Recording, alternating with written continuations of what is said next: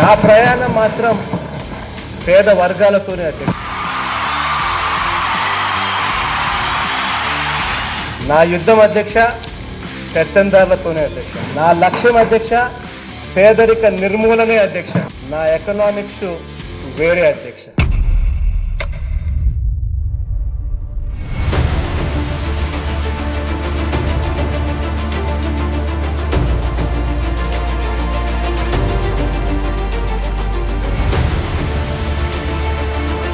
The data for the 19 states has been released, and we are the top with 11.43% growth rate in constant terms.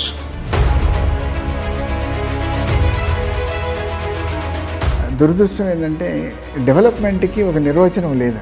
There is no definition.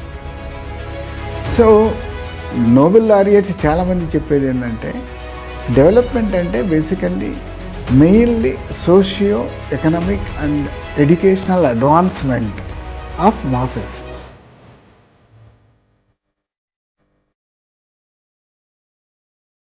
And most of these schemes వీళ్ళనే సంక్షేమం అన్నీ కూడా they are meant for this, either educational advancement or economic advancement or ఆయన social engineering ఆయన చేస్తున్నటువంటి మార్పులు it's nothing but improving social status of those backward sections అవి.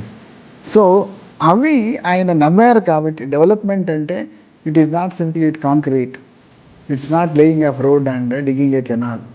It is first human capital building human capital అనేది నాకు first phase of development.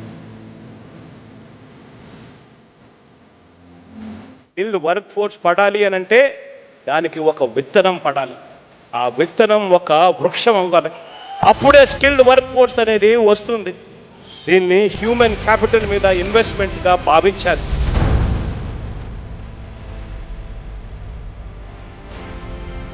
దానికి it's accompanied by the other infrastructural development or investments తీసుకోవటము అనే focus మీద ఆయన వెళ్ళారండి. Full support to the development of Andhra Pradesh.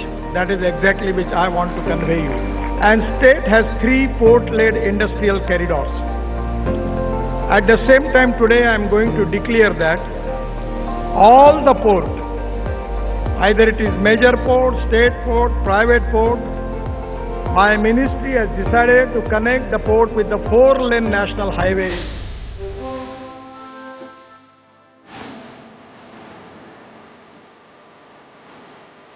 And మన economy కూడా ఒక బూస్ట్ లాగా అది పనిచేస్తుంది. ఈరోజు ఎకానమీ ఇంత హెల్తీగా మంది ఉందంటే ఇక్కడ కొద్దిమంది చేతుల్లో సంపద ఇది కాకుండా మొత్తం స్ప్రెడ్ అయ్యి కింది వరకు పోయి వీళ్ళందరూ కూడా పైకి లేస్తున్నారు వాళ్ళ కాళ్ళ మీద వాళ్ళు నిలబడేటట్టు. సో దాంతో రియల్ ఎట్లుండాలి ఎకానమీ అంటే ఇది ఇట్లుండాలనే రోల్ మోడల్ లాగా మనం తయారవుతాం.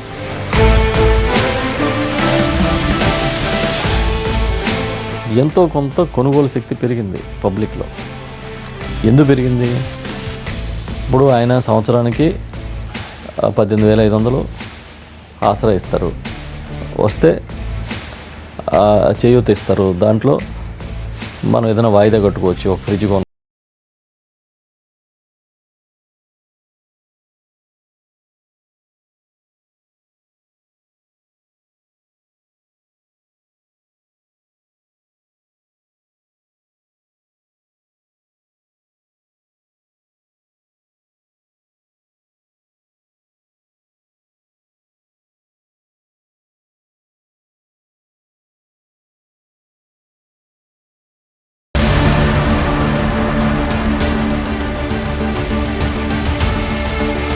చాలా యూజ్ఫుల్ అండి.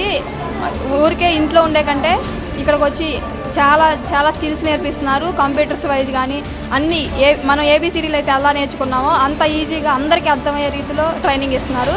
చాలా యూజ్ఫుల్గా ఉంటుంది. కన్ఫామ్గా ప్లేస్ అవుతారు ఎనీ కంపెనీలో. స్కిల్ సో దట్ ఎంప్లాయబిలిటీ పెరుగుతుంది. అక్కడ నుంచి ఇండస్ట్రీ కనెక్ట్ పెట్టచ్చు. ఇందులో ఏ డాట్ మిస్ కాకుండా ప్రతిదీ ప్లాన్ చేస్తూ రావడం అనేది ఈ హోలిస్టిక్ అప్రోచ్ అనేది. దీనివల్ల వెల్ఫేర్ అనేది వెల్ఫేర్ లాగా ఐసోలేటెడ్గా లేదు, అలాగే ఇన్ఫ్రాస్ట్రక్చర్ ఐసోలేటెడ్గా లేదు. అన్నీ కలిపి అల్టిమేట్ మనం ఏం కోరుకుంటున్నామో బెటర్ సొసైటీ లేకపోతే.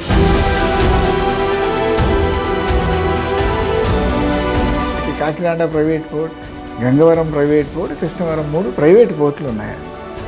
గంగవరం ఒక్కటే ఒక 5-year పీరియడ్లో ప్లాన్డ్గా డెవలప్ చేయగలిగారు. కృష్ణపట్నము 2-3 టర్ములు పెట్టింది, 10-15 సంవత్సరాలు పెట్టిందండి కృష్ణపట్నం రావడానికి పూర్తిగా. కాకినాడ కూడా ఆల్మోస్ట్ మోర్ దాన్ టర్మ్ ఎంతో పట్టిందండి. అది గవర్నమెంట్ సెక్టర్లో 4 పోర్టులు ఒకేసారి ఆయన ఇనిషియేట్ చేయగలిగారు. సో ఇప్పుడు మనం ఇక్కడ నిలబెట్టినది ఏంటంటే ఇది బల్క్ బెర్త్ అని చెప్తారు. బల్క్ బెర్త్ పైన ఉన్నాం. ఈ bulk berth total 350 meter length.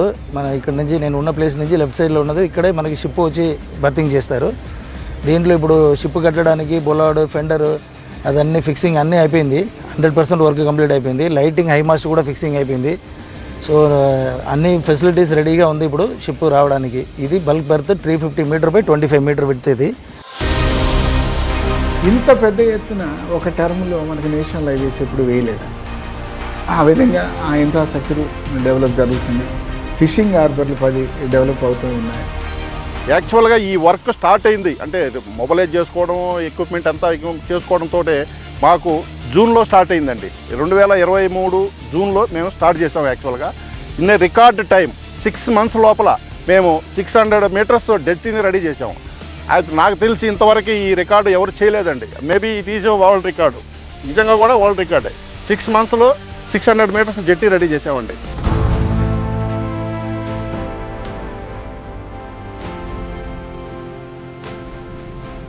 నాకు తెలియక డెవలప్మెంట్ అక్కడ ఆగింది. మళ్ళీ చెప్తున్నా, మధ్యలో ఈ రెండేళ్ల కోవిడ్ ఉన్నప్పటికీ ఎంఎస్ఎంఈలు ఈరోజు చూస్తే దాదాపు 3 లక్షల చిల్లర ఎంత ఉంటే ఇప్పుడు 6 లక్షలకు పెరిగింది. ఎంఎస్ఎంఈ రిజిస్ట్రేషన్, పవర్ కన్జంప్షన్ పెరిగింది. ఇవన్నీ దేనికి చేసినప్పుడు ఇవన్నీ ఇండికేటర్స్ దేనికి? ఈరోజు అప్పుడు 180 million యూనిట్లు అయితే ఇప్పుడు 240 million యూనిట్స్ తక్కువ పెరిగింది చేసి.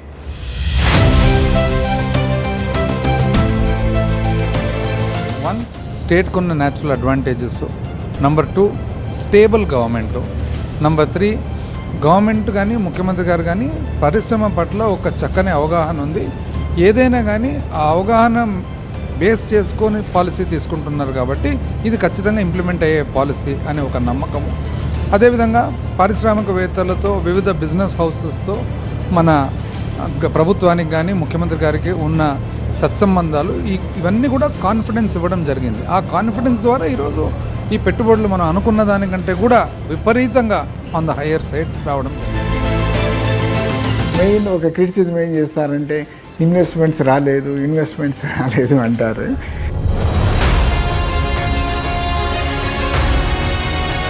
అంతకుముందు 5 సంవత్సరాలతో పోలిస్తే చాలా బాగా చేస్తున్నామండి. అంతకుముందు మీరు ఇన్వెస్ట్మెంట్స్ తీసుకుంటే ఫిజికల్గా మనకు వచ్చినటువంటి ఇన్వెస్ట్మెంట్స్ అరౌండ్ 30,000 crores అండి ఆ 5 yearsలో. మనకి despite Covid we have attracted close to 1.3 lakh crores అండి. అంటే nearly 4 times more than the investments in the last 5 years. In addition, మనకు ఆ ప్రాసెస్లో ఉన్నవి చాలా ఉన్నాయండి. More than 7 lakh crores investments మనకు ఒక్క రెన్యూబుల్ ఎనర్జీ సెక్టర్లో పీపుల్ హ్యావ్ కమిటెడ్. అవి రావడానికి టైం పడుతుంది, but already the process is on అండి. చాలామంది అగ్రిమెంట్ పూర్తి చేసుకుని ల్యాండ్ ఎక్విజిషన్ స్లోగా చేస్తూ ఉన్నారు. Proud moment to announce that the state has received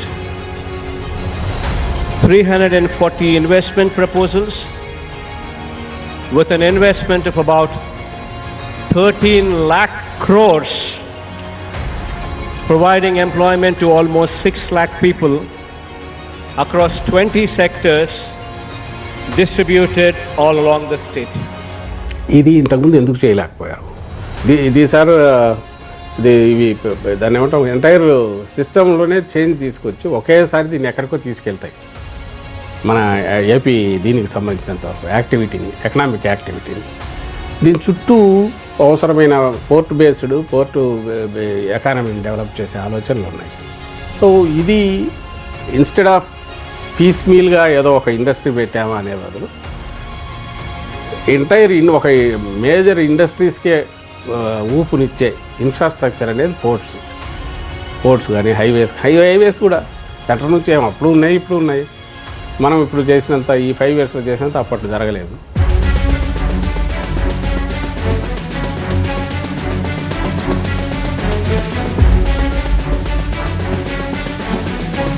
green hydrogen తయారు చేయడానికి కానీ వీటన్నిటికీ కమిటెడ్ ఇన్వెస్ట్మెంట్స్ మనకు గనక పూర్తి అయితే nearly 38% of our total power will be in the renewable energy sector అండి. That will be the highest in the country. ఆ కంట్రీలో నంబర్ 1 స్టేట్ అవుతుంది రెన్యూబుల్ ఎనర్జీ ప్రొడక్షన్కి. ఆల్రెడీ మనం ఒక 7,000 megawatts close to 17,000 million units per day మనం సెకీతో agreement పెట్టుకుని ₹2.49 పైసలకి ₹2.49 పర్ యూనిట్ లెక్కన అగ్రిమెంట్ పెట్టుకుని we're going to produce now utilize. దాంతో సంవత్సరానికి 4,000 కోట్లు దాదాపు సేవ్ అవుతున్నాయి.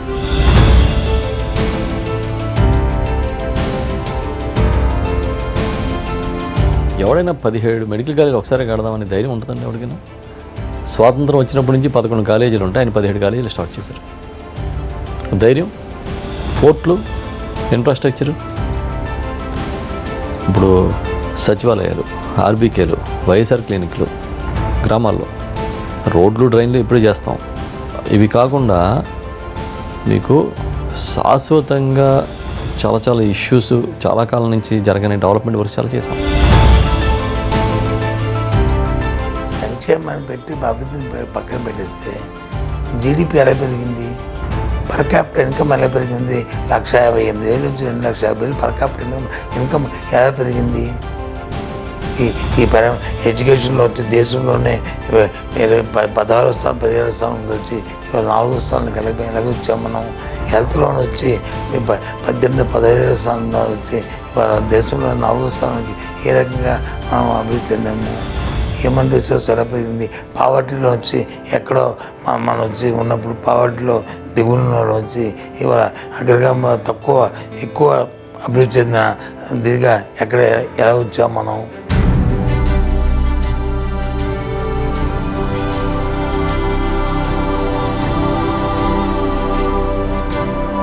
Air connectivity, sea connectivity, highway connectivity ఎక్కడైతే మీకు బాగా ఉంటాయో ఆ ప్రాంతం ఆటోమేటిక్గా అభివృద్ధి చెందుతుంది.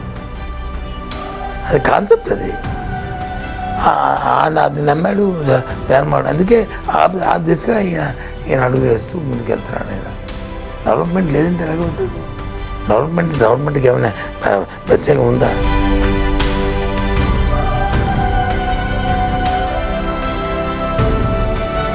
అప్పులు తెచ్చి మగాడం అంటావు ఏంటి? అభివృద్ధి చేసి కదా నువ్వు మగాడం అనాల్సింది. అంటే ఆయన ఏంటి, నేను బట్టలు నొక్కాను బట్టలు నొక్కటి ఏం? నువ్వు అప్పులు తెచ్చే బట్టలు నొక్కుతున్నావు, అభివృద్ధి చేసే బట్టలు నొక్కు. అప్పుడు కదా నీ సలాం అంటావు. నీకు ఓవరాల్ ఎకనామీలో బారోయింగ్ ఎక్కువైంది అది ఇది అని చెప్తూ ఉంటారు. అదేంటంటే it's not a factual thing అండి. డేటా చూస్తే మనకి అలా కనిపించదు. It's a government of India data which we should not suspect. ఇట్స్ ఓన్లీ 7,05,000 crores or so as on February end 2024 మనకు కనిపిస్తుంటుందండి. అది ఇందులో దాదాపుగా 4,28,000 crores ఏమో 2019 కంటే ఈ గవర్నమెంట్ వచ్చేటప్పటికే మనకు ఉన్నటువంటి డెట్.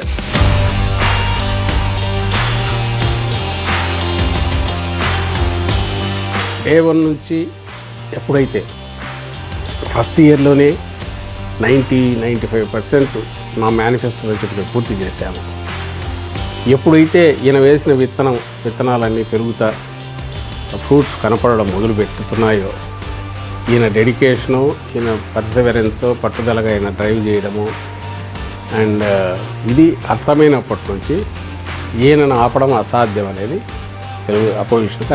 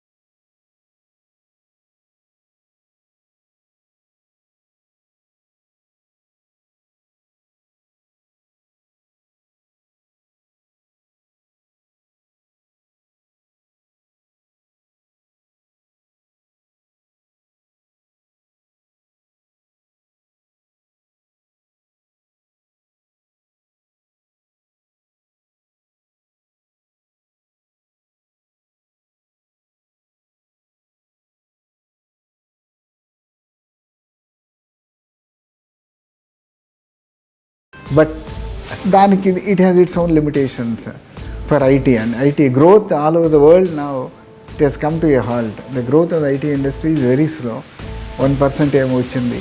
సో ఈ స్టేజ్లో పెద్ద పెద్ద ఇన్వెస్ట్మెంట్స్ ఐటీలో ఇక్కడ రాకపోవచ్చండి. బట్ ప్యారలల్లీ ఆర్టిఫిషియల్ ఇంటెలిజెన్స్, మనకి డేటా సెంటర్స్, వీటన్నిటిలో కూడా there are commitments and which I'm sure will materialise soon. It's not that we're not doing well, maybe ఇంకా బాగా చేయగలిగే వాళ్ళమేమో అండి. But certainly we have done better than the previous 5 years. అంటే మనకు దాదాపు 900 కిలోమీటర్లో ఏమో మనకి సీ కోస్ట్ ఉంది కాబట్టి obviously that sea wealth exploitation helps, I mean basically to shape lives of lots of people అండి. ఆ విధంగా తీసుకుంటే మన షేర్ హ్యాస్ ఇంప్రూవ్డ్ అండి. అంతకుముందు 12వ పొజిషన్లో ఉండేది, దాదాపు 6వ పొజిషన్లోకి ఎంతో రావడం జరిగింది.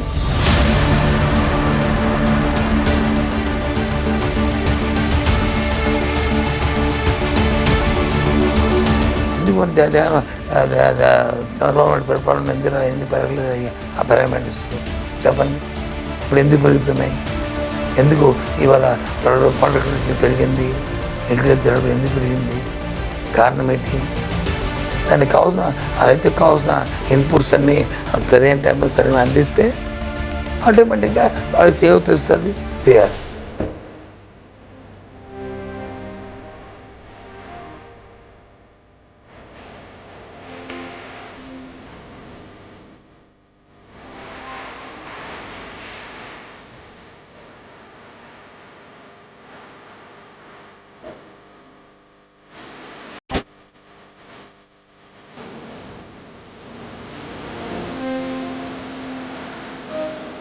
Water projects, water infrastructure basically we need to improve.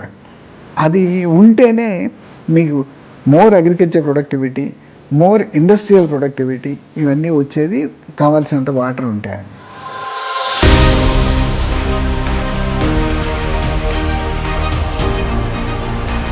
మేము అధికారంలో రాకముందు రాష్ట్రంలో పేదరికం ఏ స్థాయిలో ఉంది, ఇప్పుడు పేదరికం ఏ స్థాయిలో ఉంది ఒకసారి చూడండి.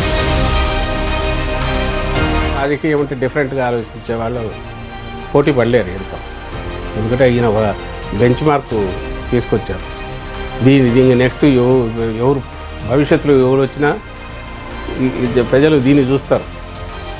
ఇది కదా మాకు రావాల్సింది, ఇది కదా చేయాల్సింది, ఇట్లా కదా ఉండాల్సింది అనేదాన్ని 5 ఏళ్లలోనే ఆ బెంచ్ మార్క్ తీసుకురాగలిగాను.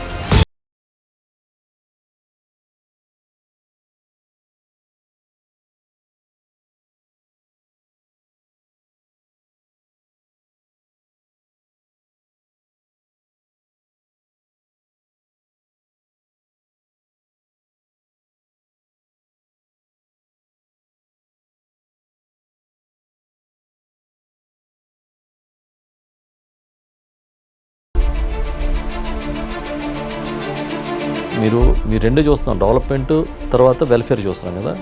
మూడోది మనం అందరం మర్చిపోయాం, ఆయన తీసుకున్న ఒక గొప్ప స్టెప్ని మనం మర్చిపోయాం, రిఫార్మ్స్.